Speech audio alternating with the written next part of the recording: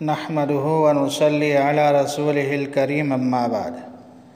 کافی دنوں سے قربانی کے وجوب سے متعلق بہت سے لوگوں کا بار بار فون آ رہا ہے، تو اس لیے چند مسائل ذہن میں رکھیں۔ نمبر 1، آج کل یعنی سن 2020 کے عید الاضحیٰ کے موقع پر قربانی کا جو نصاب ہے وہ تقریباً 27,000 روپیہ ہے۔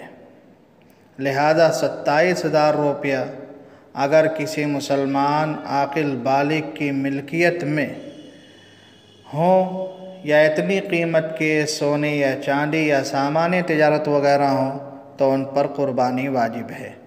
نمبر 2، قربانی کے مال پر سال گزرنا شرط نہیں ہے، جیسا کہ زکوٰۃ کی ادائیگی کے واجب ہونے کے لیے سال کا گزرنا شرط ہے، قربانی کے مال پر سال کا گزرنا شرط نہیں ہے۔ اگر قربانی کے ایام کے بالکل قریب کسی بھی عاقل بالغ مسلمان کی ملکیت میں 27,000 روپیہ یا اتنی قیمت کے سونے چاندی وغیرہ آ جائیں تو ان پر بھی قربانی واجب ہے۔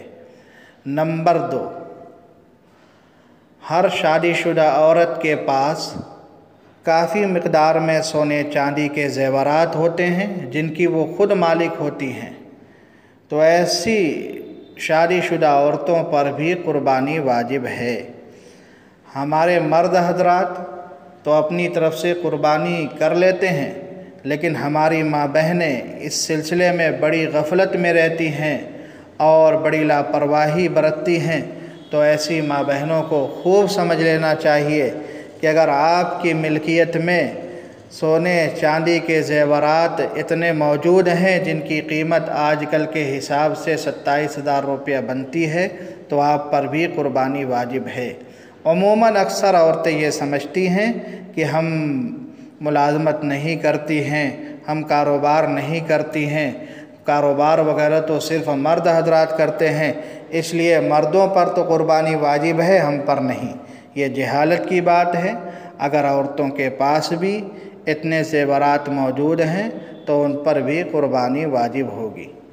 نمبر 3، بہت سے ہمارے نوجوان جو بالغ ہوتے ہیں وہ بھی کبھی ملازمت وغیرہ کر کے یا تحفے تحائف ہدیے وغیرہ کے ذریعے ان کی ملکیت میں بھی کبھی 27,000 روپے سے زائد مال جمع ہو جاتے ہیں، تو ایسے بالغ نوجوانوں پر بھی قربانی واجب ہے۔ نمبر 4، قربانی کے ایام میں قربانی کرنا ہی ضروری ہے۔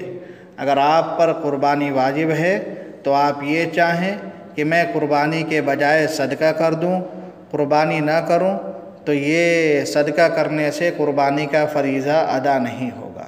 آپ کو ہر حال میں قربانی کرنا ہی ہے۔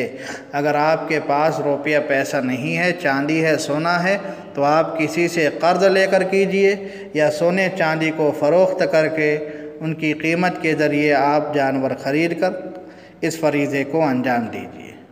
اللہ تعالی ہم سب کو قربانی کے ایام میں اس اہم فریضے کو ادا کرنے کی توفیق عطا فرمائے۔